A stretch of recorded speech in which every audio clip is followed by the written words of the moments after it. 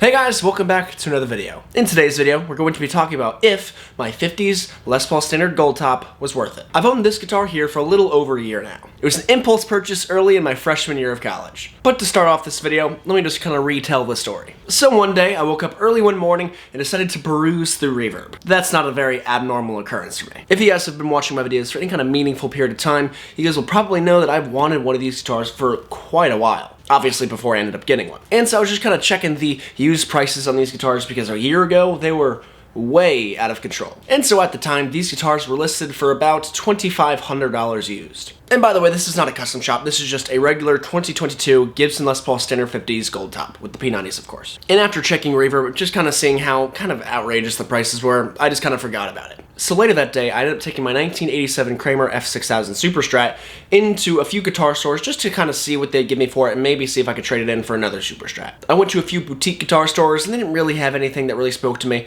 anything kind of crazy, but they did have a lot of cool, unique, just heritage guitars and just other boutique brands that you don't see too often. But after checking a few of those kind of stores, nothing really caught my eye. So I ended up deciding to go to Sam Ash. And as soon as I stepped foot in that Sam Ash, I just got a feeling. I knew I was going to buy something. And if you guys are guitar players, you guys will probably understand that feeling too. Usually the first thing I do whenever I go into a guitar store is check out the Gibson wall because Gibson's my favorite brand. And I saw this guitar here, right there on the top shelf. Instantly, I was just shocked because I had been looking for one of these guitars and they're not really that common to find in guitar centers. Usually they're bought up pretty quickly. And as soon as I saw this guitar, I knew I was going to have to take it down and play it. And I wasn't even worried about looking for other Super Strats. I took it down, tuned it up, plugged it into a random Marshall, and it just sounded fantastic. And after a little bit of negotiating with the Sam Ash, they couldn't really give me an offer for the Super Strat that would have been worth my time. So they asked me if it was going to be a deal breaker and if I was still going to go home with the guitar or not, and I just decided, you know what, it's fine, I'll just buy it. So this guitar was definitely a massive impulse purchase, but there is a good side to it. At the time, Sam Ash was having a 15% off the floor model sale, so any guitar that you could just pick up and play at their store was 15% off, which is huge for a guitar this price. These guitars were $2,800 new, and I got it for $2,300.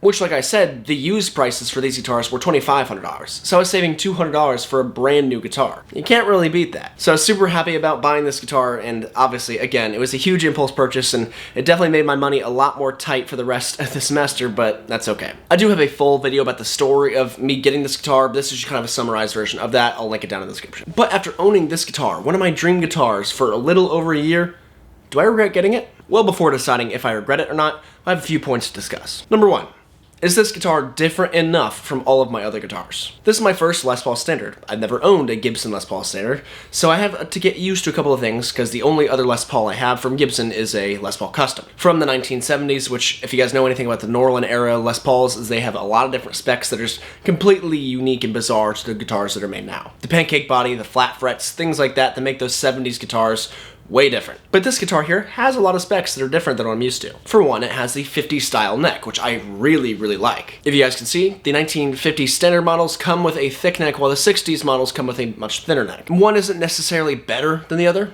They're just kind of different. They each have their own pros and cons.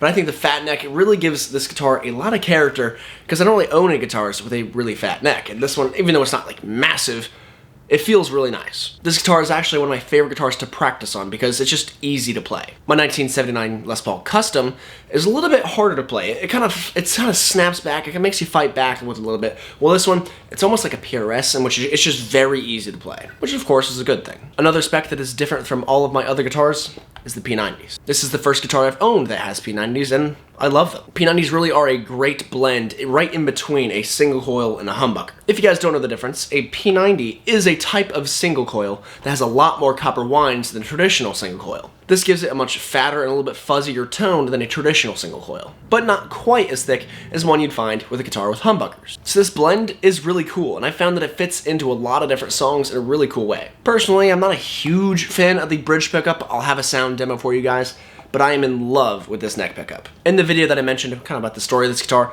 I also talked a little bit how I might replace the pickup. I still might do that, I just haven't really gotten around to it yet. I do really like the sound of those Friedman P90 pickups. I might have to check some of those out because I really like the sound of them, at least from online, but I'd like to try one out in person before I actually make the decision to replace a pickup. The next thing on my little list I have here is that I have a lot of stories with this guitar, even for only owning it for about a year. I don't really play live very often, and I've played this guitar live twice in 1 year. Again, I know that's not a lot, but for me it is. The first time I played this guitar live is I was kind of invited to play with this little bluegrass band who was playing outside my cafeteria in my college. It was a lot of fun because those guys were so nice and so inviting to let me play with them, and it was also really cool to be able to play with but in front of my classmates. A lot of people didn't know I played guitar and all this stuff, so it was just kind of cool to kind of get myself out there in that kind of way. The other time I played live was actually like a day or two after that day, and it was for the talent show. I played live with my buddy Harvey, who's been on the channel several times, and we played our original song, The Flu. The song is called The Flu because like 2 days before the actual performance, Harvey got the flu. And despite feeling like absolute garbage, he decided to fight through it and play live anyways. Anyway, I'm super proud of him for that because it was just a lot of fun. I have so many positive memories practicing The Flu for hours and hours and hours with Harvey with this guitar here. And for that reason, this guitar does hold a big place in my heart, a lot more than a lot of the other guitars I have, just because I don't have those same memories. Another thing that allowed me to bond with this guitar a lot is because I'm in college right now, so I don't really have access to all of my guitars. So with only having a few guitars to choose from, I've been forced to play this one a lot just because I don't have access to all the other ones. And that's just another way that I've bonded with this guitar here, just because I've had to play it so much. Not had to, but it's not a bad thing. I'm not like saying like it's a bad thing that I'm forced to play this guitar. I love this guitar very much, but it's just one of those things where it's another reason why it's one of my only options. And to me, that's a good thing because I really like this guitar. So, was this guitar worth it to me? Absolutely, not even a question about it. Though it was a very expensive impulse purchase to make, which isn't a good thing to do financially, but I don't regret it in the slightest. Even when I was back home for the summer and had access to all of my guitars, it was still probably tied for first or second place with the most played guitar that I used. So I don't regret buying this guitar at all because I adore it and it was absolutely worth it to me. I do believe that each guitar, at least for me personally, has to kind of feel different and do a different thing than the one next to it. And this guitar definitely has its box and it checks it very, very well. I love the sound of these P90 pickups, and this guitar is just a lot of fun to play. But enough of me talking. Here is a little clip from a couple months ago, me playing this guitar, giving a little bit of a sound demo.